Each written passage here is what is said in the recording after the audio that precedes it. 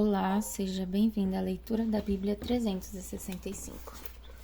Hoje vamos continuar no dia 5 de junho, que é o dia 156.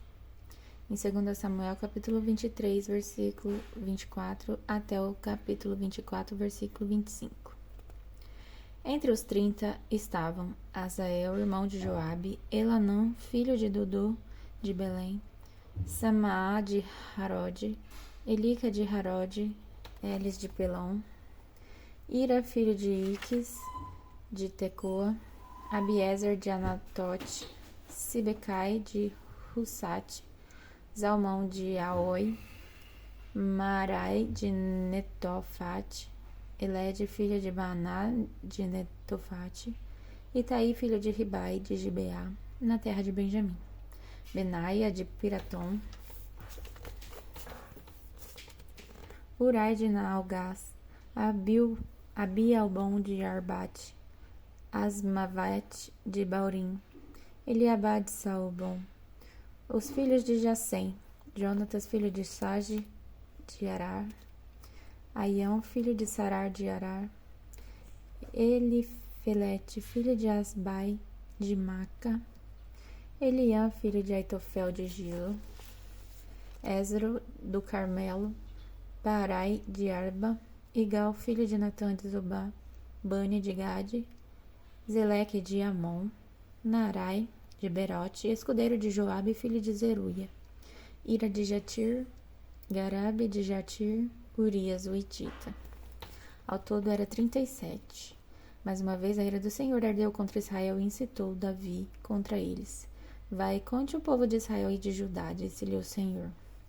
Então o rei disse a Joabe, comandante de seu exército, faça uma contagem de todas as tribos de Israel, desde Dan ao norte até Berseba ao sul, para que eu saiba o número exato do povo. Joabe, porém, respondeu ao rei, que o Senhor, seu Deus, dê ao rei vida longa para ver a população 100 vezes mais numerosa do que é hoje. Mas por que, meu senhor, o rei deseja fazer essa contagem? Apesar da objeção de Joabe, o rei insistiu que fizessem o censo.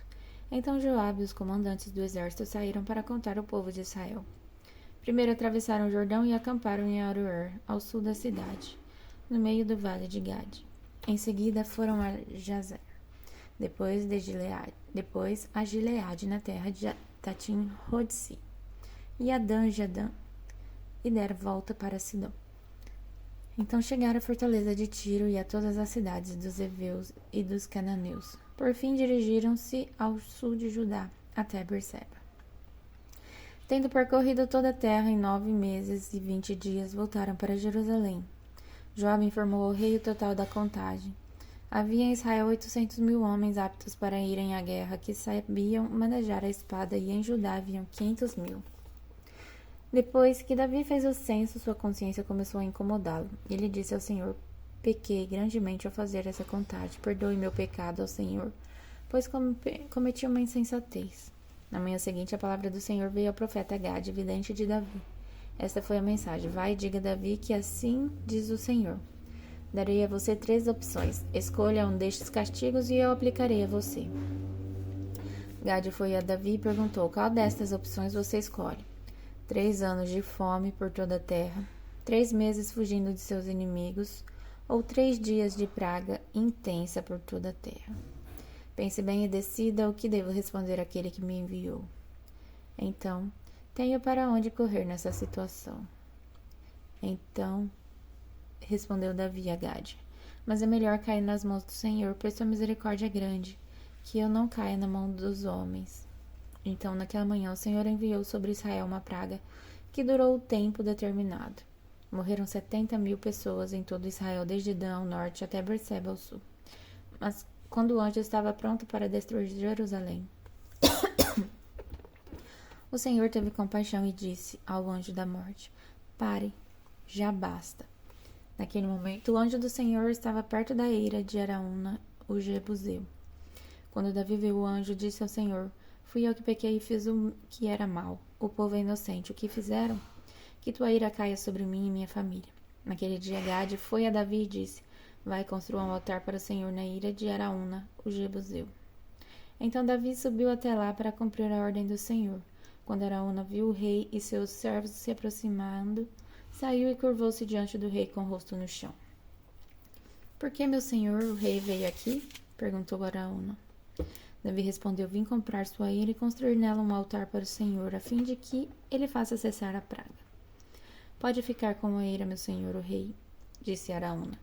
Use-a como lhe parecer melhor. Aqui estão os bois para o holocausto e o Senhor pode usar as tábuas de trilhar e as cangas dos bois como lenha para o fogo do altar. Eu lhe darei tudo, ó rei, e que o Senhor, seu Deus, aceite esse sacrifício. O rei, porém, respondeu a Araúna: não, faço questão de pagar por tudo. Não apresentarei ao Senhor, meu Deus, holocaustos, nem nada que nada me custaram. Então Davi pagou 50 peças de prata pela ira e pelos bois.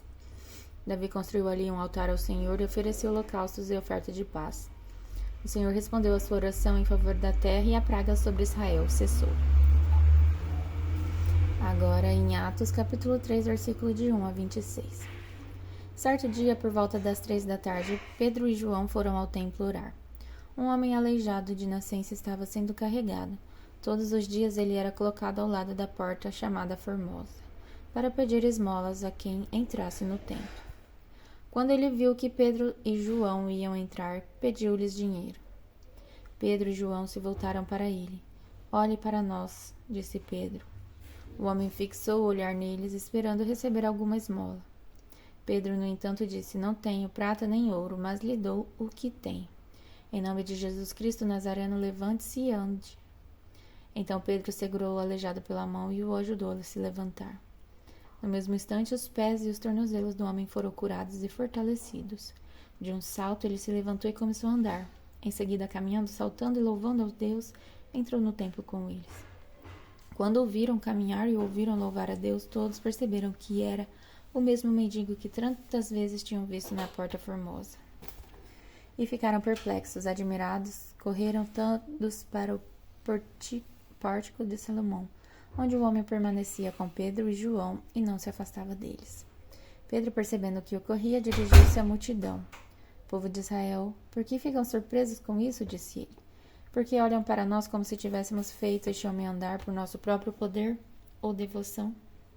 Pois foi o Deus de Abraão, Isaque e Jacó, o Deus de nosso antepassado, quem glorificou esse seu servo Jesus, a quem vocês traíram e rejeitaram diante de Pilatos, apesar dele ter decidido soltá-lo. Vocês rejeitaram o santo e justo e, em seu lugar, exigiram que um assassino fosse liberto. Mataram o autor da vida, mas Deus o ressuscitou dos mortos e nós somos testemunha desse fato. Pela fé no nome de Jesus, este homem que vocês veem e conhecem foi curado. A fé no nome de Jesus o curou diante de seus olhos. Irmãos, sei que vocês e seus líderes agiram por ignorância, mas Deus assim cumpriu o que todos os profetas haviam predito acerca do Cristo, que era necessário ele sofrer essas coisas. Agora arrependam-se e voltem-se para Deus, para que seus pecados sejam apagados. Então, da presença do Senhor viram tempos de renovação e ele enviará novamente Jesus, o Cristo que lhes foi designado. Pois ele deve permanecer no céu até o tempo da restauração final de todas as coisas, conforme Deus prometeu há muito tempo por meio de seus santos profetas. Moisés disse: o Senhor, seu Deus, levantará para vocês um profeta como eu, do meio de seu povo. Ouçam com atenção tudo o que ele lhes disser. Quem não der ouvidos a esse profeta será eliminado do meio do povo. A começar por Samuel, todos os profetas falaram sobre o que está acontecendo hoje. Vocês são descendentes desses profetas e estão incluídos na aliança que Deus fez com seus antepassados ao dizer a Abraão: por meio de sua descendência, todas as famílias da terra serão abençoadas. Quando Deus ressuscitou seu servo, ele o enviou primeiro a vocês, o povo de Israel, para abençoá-los, fazendo cada um de vocês se afastar de seus caminhos pecaminosos. Agora em Salmos, capítulo 123, versículo de 1 a 4. Cântico para os peregrinos a caminho de Jerusalém. Levanto meus olhos para ti, ó Deus que habitas nos céus. Continuamos a olhar para o Senhor nosso Deus, esperando sua compaixão, como servos que olham para as mãos de seus senhores, e a serva que olha para a mão de sua senhora. Tem misericórdia de nós, Senhor, tem misericórdia, pois estamos cansados de tanto desprezo. Estamos exaustos de tanta zombaria dos orgulhosos e do desprezo dos arrogantes. Agora em Provérbios, capítulo 16, versículo de 21 a 23. O sábio é reconhecido por seu discernimento. Palavras agradáveis são convincentes. A sensatez é fonte de vida para quem a possui, mas é desperdício disciplinar aos insensatos. Da mente sábia vêm conselhos sábios. As palavras do sábio são convincentes. Até amanhã, no dia 6 de junho.